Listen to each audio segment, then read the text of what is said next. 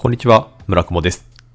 今回の動画では GR ヤリス、モリゾーセレクションとスーパー耐久などで話題の水素エンジン搭載カローラというトヨタの GR ブランドを牽引する2台の車に触れる機会がありましたので、そちらの内外装紹介をお届けしていきます。それではご覧ください。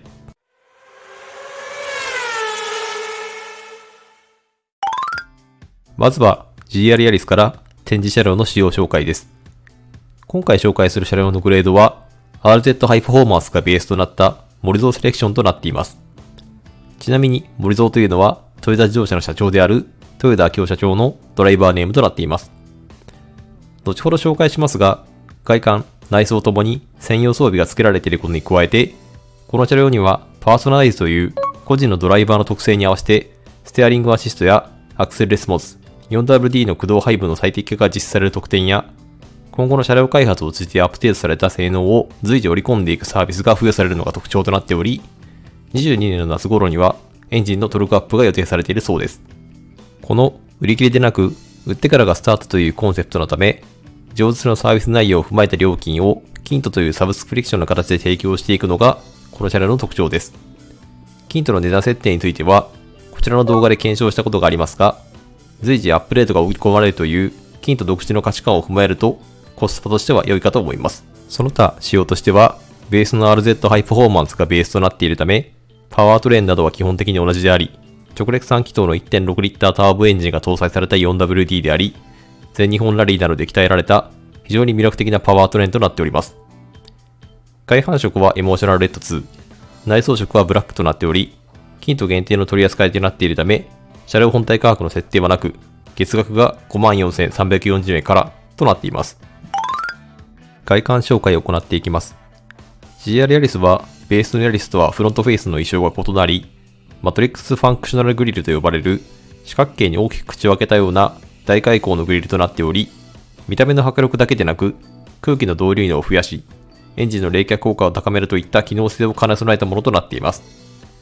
古い車両ではマーク X の GRMN や最近だと CHR の GR スポーツなどに採用されており、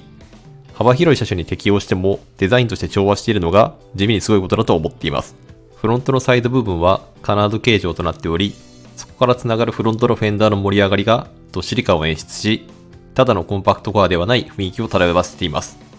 サイドに回り込んできました。GR ヤリスのボディサイズは全長 3995mm、全幅 1805mm、全高 1455mm、ホイールベースが 2560mm となっています。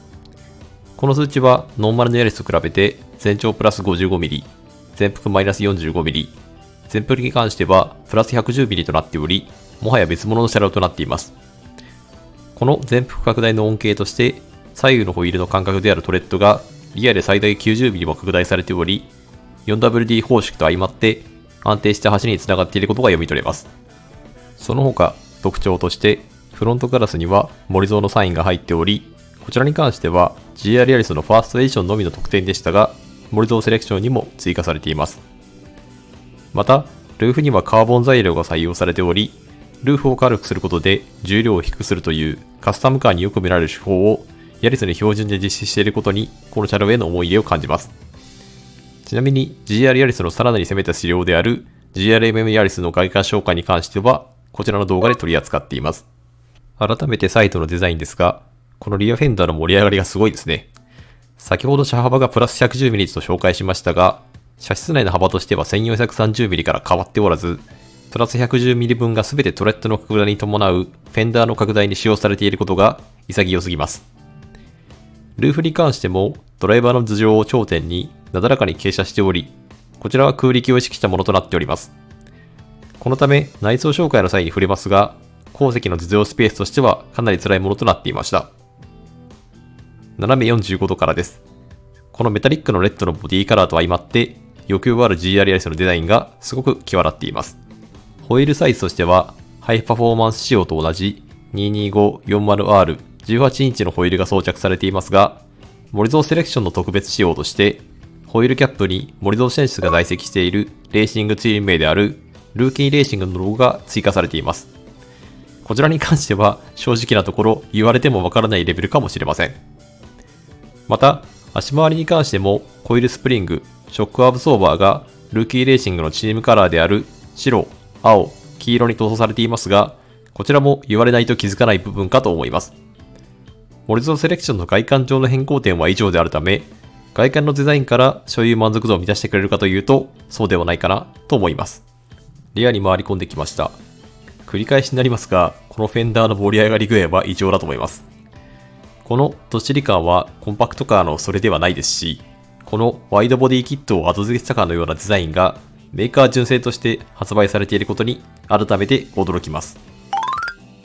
内装紹介。まずはトランクスペースからです。ベースがヤリスであることと 4WD 方式を採用していることで、横方向への湯切りもそこまで確保されていないため、トランクスペースとしては狭くなっています。床下のスペースとしても必要最低限となっています。ただ、この車両はトランクスルーが可能となっており、後席を倒すとご覧のようにフラットなスペースが現れ、この車を2人乗りメインで使用する前提であれば、十分なスペースが確保されており、このスペースがあればタイヤ4本積むことができるかと思いますので、サーキットユースも想定した作り込みがなされているのがトヨタ車らしいなと思いました。続いて、運転席、後席周りの内装についてですが、モリゾーセレクションの車両には乗り込むことができませんでしたので、別の場所に展示してあったハイパフォーマンス仕様の車両を用いて内装紹介しつつ、モリゾーセレクション独自の装備を紹介していきます。まずは運転席周りのドア内張りについてです。上面は少し柔らかめの樹脂パーツが使われており、真ん中の大部分にはアルカンターラに近いスウェード調の仕上げとなっており、ドアノブ周りに関してもきちんと塗装済みのパーツが装備されており、質感が高い印象です。ただ、ウィンドウスイッチ周りに関しては元層樹脂となっており、少し質感が劣る印象でしたが、こちらに関しては、モリゾーセレクションでは、ルーキーレーシングのロゴ付きのピアノブラックパーツとなっており、質感の向上が図られていました。ドアポケットにはペットボトルホルダーが備え付けられており、下半分はハードプラとなっています。運転席に乗り込もうとしていますが、サイドシルの分厚さが少し気になります。車高が低くないので乗り込むのに苦労するほどではありませんが、それなりの分厚さがあるので、乗り込む際に引っ掛けないよう注意が必要です。ハンドル周りに関しては、左側にオーディオ操作系、右側に運転支援系といったスイッチの配置に変更点はなく、モリゾーセレクションの場合は、ステッチの色が青色に変更がされています。メーター周りに関しても変更点はなく、4.2 インチの TFT 液晶メーターが装備されており、燃費やブースト圧などの各種情報が表示可能となっています。運転時の視界はこのようになっており、少し気になったのが、ルームミラーの存在感が大きく、視界に入り込みやすくなっていることです。ノーマルディアリスでもそうなのかもしれませんが、ディスプレイオーディオがダッシュボードから突き出ていることと、フロントガラスの傾斜角の問題なのか、ルームミラーが低めにあるように感じ、ディスプレイオーディオとのルームミラーの上下の間隔が狭く、圧迫感に近いものを感じます。GR ヤリスの場合、全体的なスポーツカー的な装備の中で唯一、シートポジションが高めのところが一般的な乗用車的であるため、このような弊害が起きていることと推定します。続いて、ディスプレイオーディオ周りについてです。ディスプレイのサイズは8インチとなっており、サイズとしては必要十分かと思います。先ほど述べたように、比較的上に配置されているため、目線を道路から外さずにナビを見ることができそうですが、それ上にダッシュボードで突き出てしまっており、視界の妨げになってしまいそうなところが少し残念です。ディスプレイの下には、中央とグローブボックス上に小物入れがありますが、滑り止めの加工などはされていませんでしたので、ノーマルヤリスではともかく、GR ヤリスでは不用意に物を置くべきではないかもしれません。その横には GR ロゴ付きのスタートスイッチがあり、その下にはエアコン操作系のスイッチが物理ボタンとして配置されています。その下には運転席助手席用のシートヒーターのボタンと USB ポート、12V 電源とドライモード切り替え用のスイッチが配置されています。モリゾーセレクションでは画像左側のダッシュボードとセンタートンネルとの境界でパーツが青色で塗装され、ワンポイントとなっています。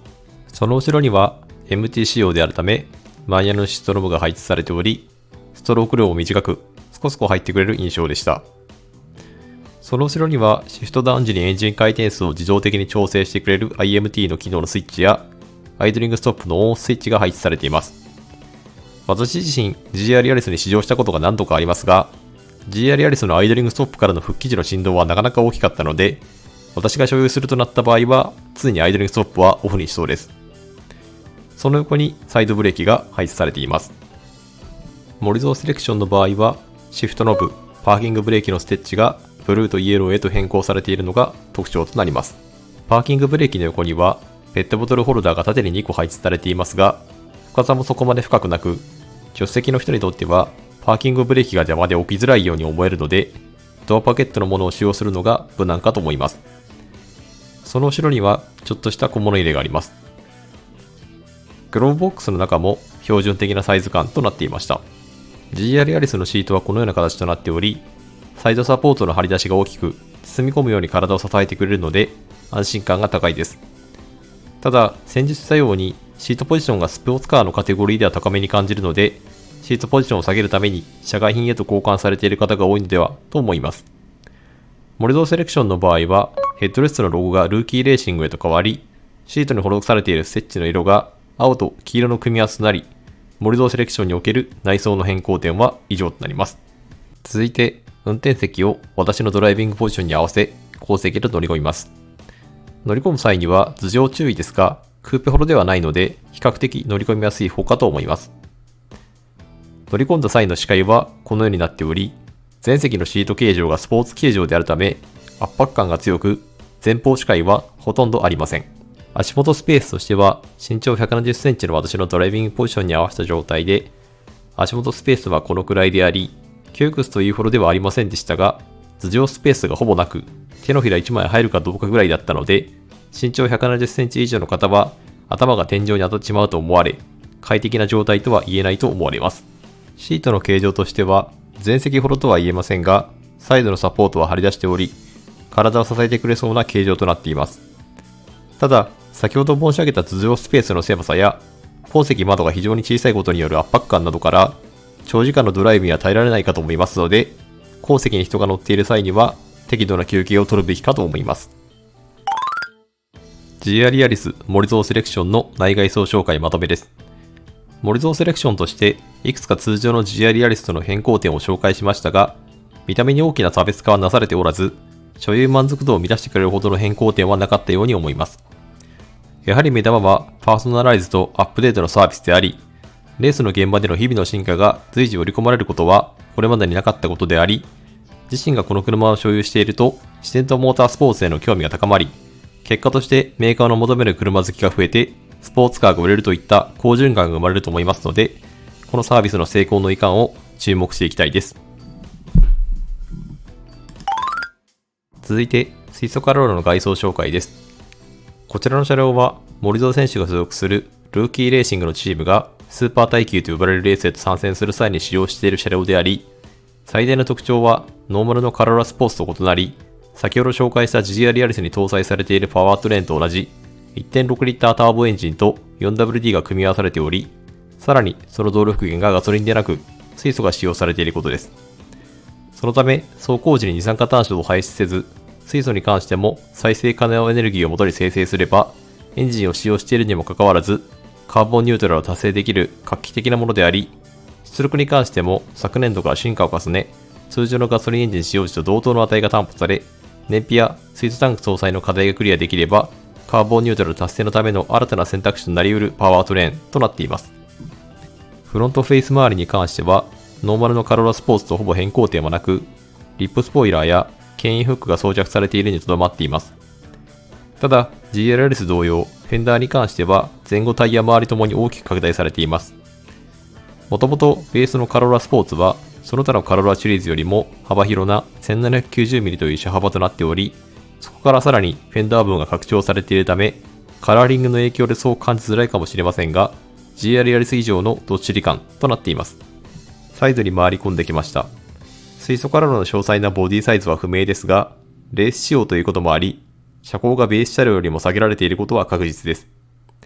ただ、GR ヤリスのように3ドア化されたり、ルーフの傾斜角がノーマルと変更されたりといったことはなさそうです。